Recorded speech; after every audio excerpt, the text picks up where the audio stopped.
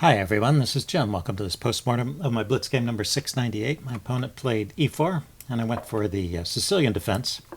And then he played the very rare move bishop c4. You can see how far down the list is. There's lots of other moves that are more popular. I was very surprised the first time I saw this in a tournament game. It happened early in my tournament career, and I hadn't realized yet that people play all kinds of weird stuff in tournaments to get you out of book. And the thing about this is, well, the opening book evaluation says this is good for black, but the chess engine evaluation is a little bit more restrained. It thinks the white is still doing fine here. Anyway, having faced this early on, I developed some kind of system against it. Let's see, he played knight c3 here. So white is logically lining up on the d5 square, and I just play directly with knight e7 and just try and get in the move d5 and chase the bishop back and gain a tempo. The most common move here is knight c6, but knight e7 is still okay. But I can't really recommend the system I'm playing here. So I just wanted to say that the idea of knight e7 is just to avoid this pawn push. I never liked it when that pawn would come forward and harass my knight on f6, which is a more natural square. But you can play. The opening book is saying play with knight c6, and then you're covering this square, and you can play knight f6 without much trouble. So that's probably a better way of playing. Anyway, let's go back to the game. I played knight e7, which is part of my system. I want to fianchetto this bishop, and I want to keep my knight off of this diagonal, the dark squared diagonal here. I'm going to put the bishop here. And so the knight's just out of the way there, and it still supports the d5 push. So that's my logic in playing this way. But it turns out that white can counter this. After d3, we're pretty much out of the book. So let's go ahead and show what happened in the game. I played on with d5. He took. I took. He goes bishop b3. And now I play g6, which is my way of continuing with the system. Now and the chess engine says this is just bad for black, so I guess I can't in good conscience recommend this anymore. Although I've played this way a lot, and I've always had decent results with it. Not always, but usually had decent results with it. Anyway, let's give a line from this point here that the chess engine thinks is okay for black, although it still thinks white is better. Bishop e6. This is a very logical move too. Just overprotecting that d5 pawn. You don't ever really want to push that forward because it gives up the e4 square for the knight. So you want to just try and hold on to the center here. That's the idea. And having an extra piece defending the center is very helpful. Now the knight's free to move. Let's see. White could develop with knight e2. I can go knight to c6. White castles. And I go knight g6. And so just totally giving up. This is the chess engine's line. Just totally giving up on the idea of ever fianchettoing this bishop. The bishop, I guess, will develop out here to d6, which is also a good square looking at the king side, putting it on a good diagonal. And black should be okay. White's a little better, but no more than the usual opening advantage. Anyway, so I played g6. And actually, the chess engine thinks white's quite a bit better here. But anyway, this is my system. And let's see, he went knight e2. He could have played bishop g5 immediately. That's an interesting way to put pressure on black, and it's a recommended move by the chess engine. But this was also a top choice here, knight to e2. Getting prepared to castle. I continue with my fianchetto. He castles. I castle. And now white really goes astray with this f3 move. I don't know what that was. It might even have been a mouse slip, maybe intended to play something like f4, getting on with a kingside attack, going after these pawns over here. f3 doesn't seem to do much of anything except weaken the kingside, so really don't know what his motivation for that was, whether it was a mistake or if he really intended to play it. Anyway, but right here is the way for white to play for an advantage here with bishop to g5. And, I would probably play f6 like I did in the game, kick the bishop back, bishop to e3, and then b6, defending the center, and now knight to f4. And this looks like a pretty good setup for white. Notice that this threat of the knight coming into e6 prevents me from developing my bishop to b7 where I want to develop it. I have to worry about this square. So it'll take me a while to untangle. Maybe let's stop that. Just going to say bringing this knight out. But yeah, bringing the knight out is a problem too, because once again that knight will hop in here. So the knight probably has to go to c6, where it'd be blocking the bishop. Yeah, so anyway, black's position I'd say is a little bit awkward here, and white is better. So I have to agree with the engine assessment. I guess I have good luck with this position because people don't expect it, and they don't know the best moves to play. Anyway, f3 is what he played.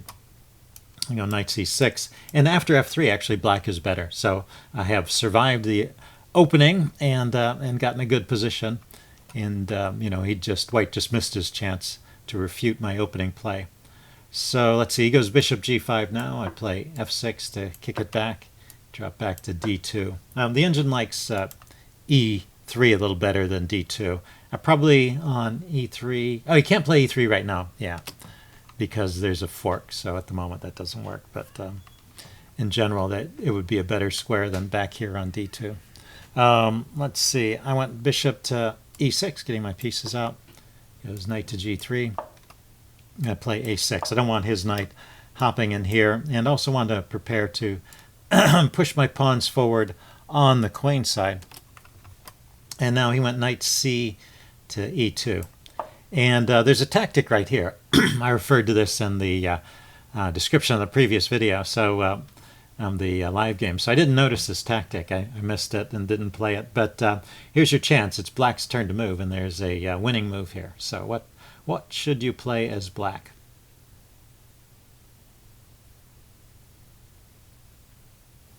Okay, I'm giving the answer away now, so pause the video if you want time to think about it.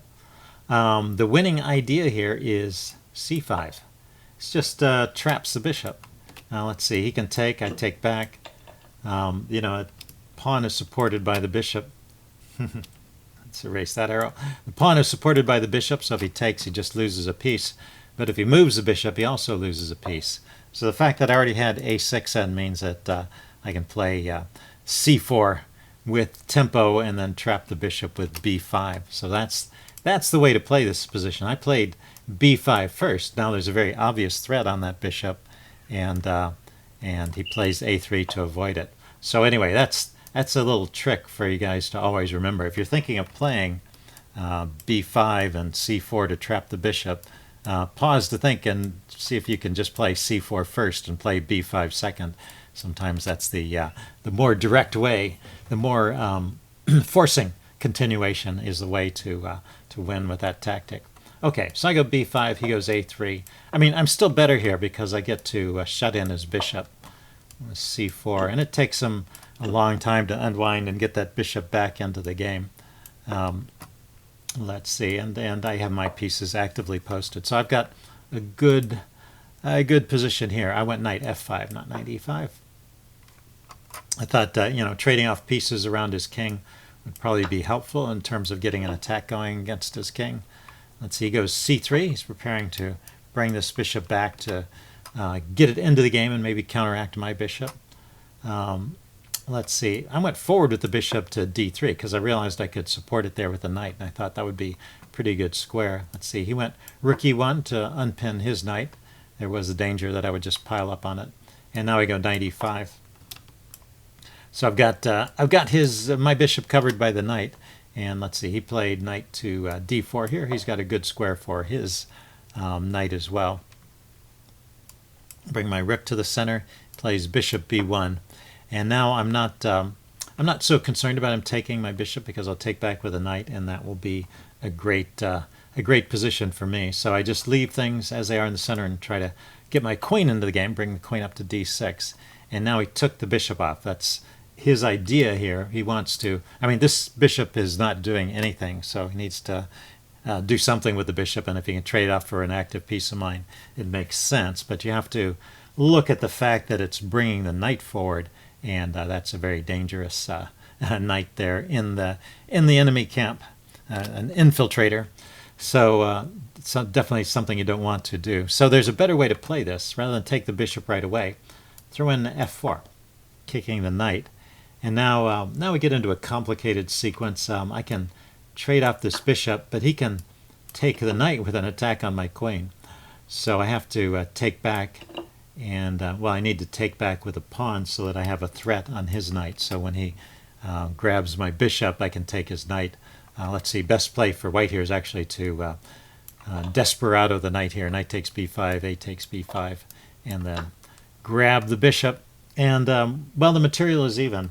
I have a passed pawn here, and he's got 3 pawns against 2 over here on the queen side.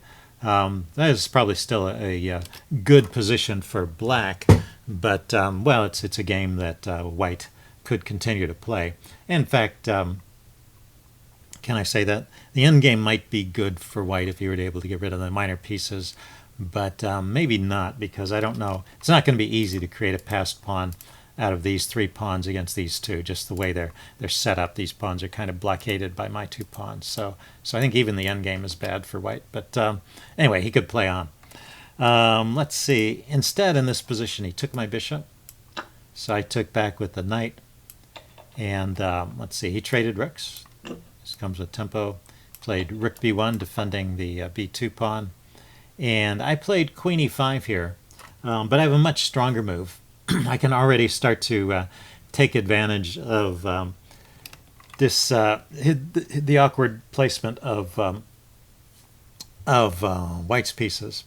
You know, I was thinking of trying to penetrate to the 7th or 2nd rank in this case, which is a good idea. But the simple move f5, you know, is just ganging up on this knight and threatening to win a pawn, because he can't easily defend that knight. The bishop can't come over here. The rook will take it off. The queen can't get in a position to defend it, and neither can the rook, because my knight is blocking the way here.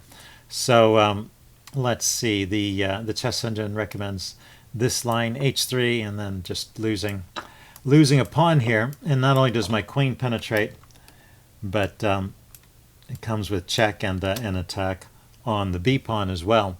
So that this f5 move is, it seems like there's no good answer to that. Let's see, what else could he try here? He could try moving the knight away. But, well, that would help me accomplish what I want to. Let's see, first of all, where is this square where the knight could move? The knight could drop back to here.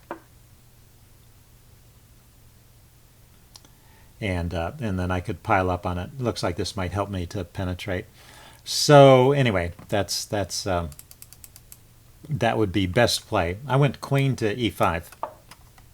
Let's see, he went queen over to f1, so he can bring a rook over here, potentially, although my knight at the moment is blocking that. That's one of his big problems, is has no no good way of organizing resistance along the e file with my knight on d3 here. Let's see, so I want to bring my bishop into the game. I try bishop f8. He plays f4, kicking my queen. Just bring my queen forward. Oh, I moved it to the side. I went queen d5. And let's see, he played queen to f3, offering the queen trade. Yeah, the chess engine says the queen trade is good. After queen takes f3, knight takes f3, the rook can penetrate to e2. You know, I saw this position when I was calculating, and, you know, with the knight defending the bishop, and the things seem to be kind of blocked here. But, well, his pieces are tied up. The rook is defending the pawn, the knight's defending the bishop, and so I can just kind of slowly make progress, I guess, from this spot. Yeah, I mean, my pieces are free to move and his pieces are tied up, so actually it's quite a big advantage to black there. Yeah, I'm not always good at spotting things like that. Anyway, I avoid the queen trade because I don't want to trade queens unless it gives me a clear advantage. But he played queen c6, and now I saw the idea that I can penetrate with my rook, and he won't be able to defend the bishop with his knight. So now, now the bishop's in trouble, and when the bishop moves, this pawn is in trouble. He tried to solve both problems by playing bishop c1, but, well, at first I was just going to take the bishop and then take the pawn, and then I was going to check and take the bishop, but when I played the check, I realized that's checkmate. Well, the program pointed out that it was checkmate because my knight is guarding the escape square. So anyway, bishop c1 was a mistake, but he was losing anyway in that case, and it's kind of a nice finish. These mates with rook and knight are always very aesthetic. Okay, hope you guys like this video. Leave any comments you have in the section below, and I will see you again soon. Bye.